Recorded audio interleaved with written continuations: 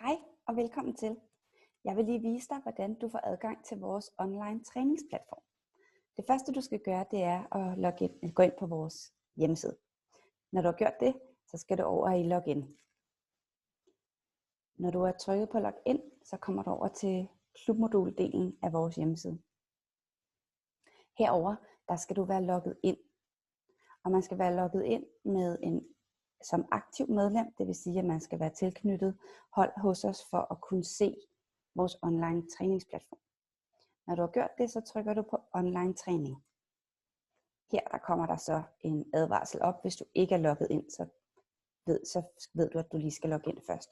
Ellers så kommer du herind, og der kan du se, at vi har lavet en masse kategorier.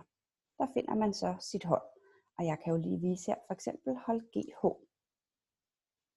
Herinde der har vi lavet nogle underkategorier, så du kan finde videoer om opvarmning, pre-point, balletklasser, styrke og stræk.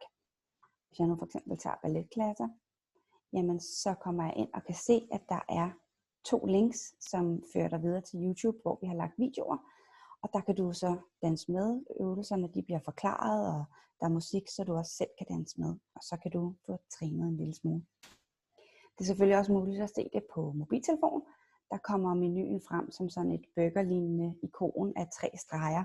Men der kan man både på hjemmesiden og på klubmoduldelen se menuen, når man trykker på den.